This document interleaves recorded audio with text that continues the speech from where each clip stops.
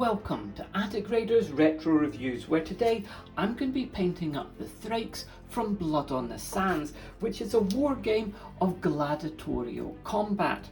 Now, this quick start guide came from the June issue of Wargames Illustrated, which is where the free frame or sprue of gladiators came from, which I reviewed in this earlier video.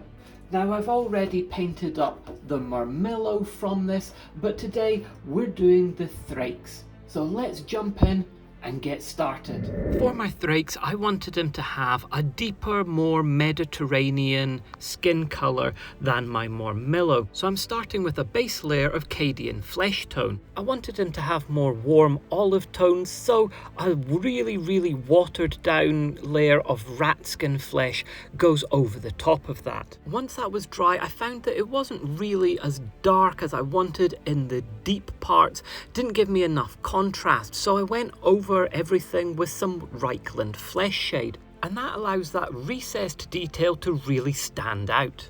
I find that when that dries, it has a bit of a shiny sheen to it, so it does need to have something over it to matte that down a bit. You also want more contrast between the depth and the highlights, so I'm just using dry brushing technique here and using that Cadian flesh tone base colour back over the top.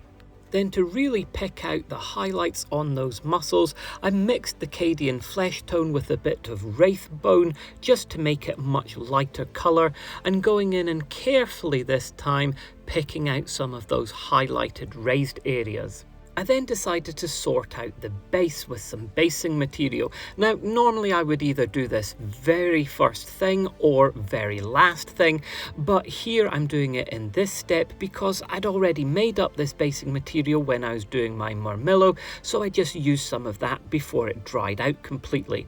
And this is just sand mixed with PVA glue.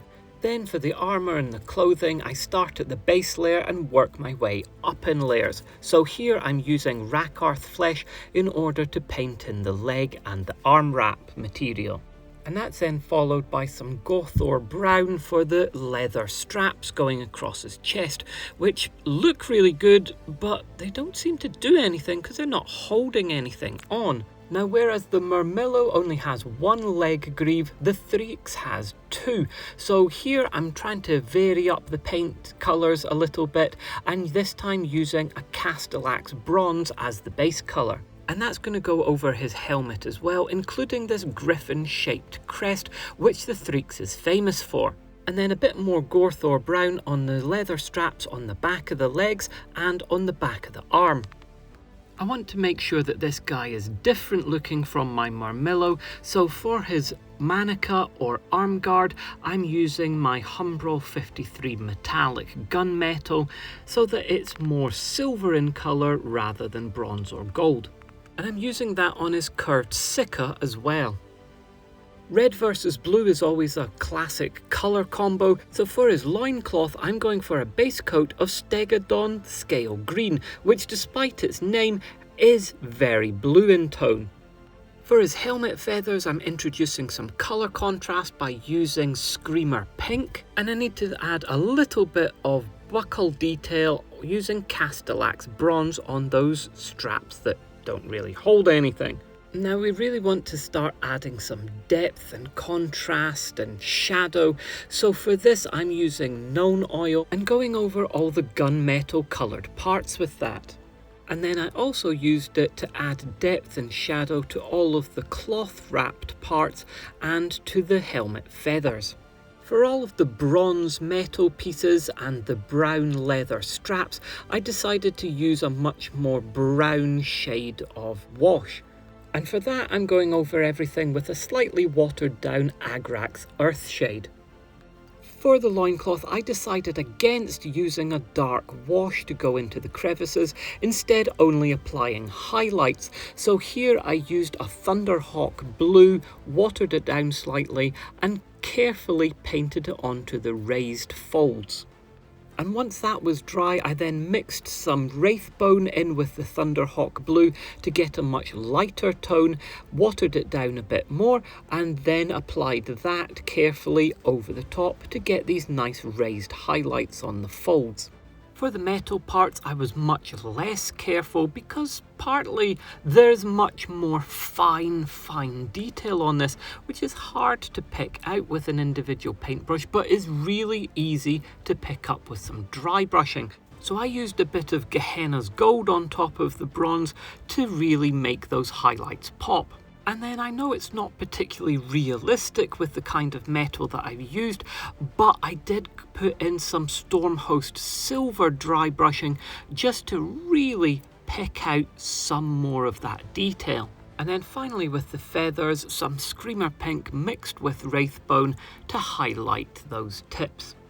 Now, while the Murmillo has a really large scutum or shield to hide behind for defense, the Thraex has a much smaller shield or parmula, which allows him to be much more agile and to move around more. I wanted to keep the blue-green colour scheme going, so for this I've used a base layer of Sons of Horus green.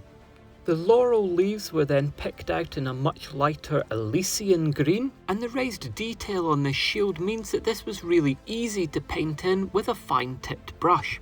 A bit more Castellax bronze around the rim in order to help tie in with the greaves and the other metal parts that this gladiator is wearing, and some on the raised shield boss in the centre.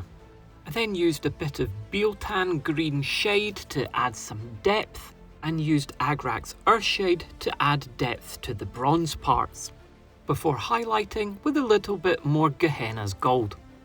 Once all the painting was finished, it was time to add some glue to the back of the shield and stick it in place. And it's always better to glue the shields on after everything's been painted, because then it makes it much easier to actually paint the things that the shield would obscure. And the finishing touch is just to use a bit of Abaddon black to go round the rim of the base and to neaten everything up. And here we have our finished Thraex, ready to take on his opponent. And overall, I'm really rather pleased with how he's turned out. As the game is called Blood on the Sands, I did try adding some red blood onto the sand, but I actually found that that was too distracting from the overall model. And here we have our Thraex actually facing off against the Murmillo, which I painted earlier, along with the ludus owner and the referee, which are also from the same sprue which came with that Wargames Illustrated magazine. I really am looking forward to getting in a game of Blood on the Sands and getting these guys into action. I hope you've enjoyed what you've seen here today and it's been useful. If it has, please remember to like and subscribe and leave a comment down below. I really do enjoy reading everything that you say. The new Wargames Illustrated magazine with the zombie Nazi soldiers in it has just hit the magazine stands, and I've just picked that up, so I'm really looking forward to getting stuck into that as well. But I'm going on holiday, so it's going to be a while before I get any kind of review up of that. But keep an eye out because it will be coming. But until then, when I'll be back with more wargaming and vintage board games, this has been Attic Raiders Retro Reviews.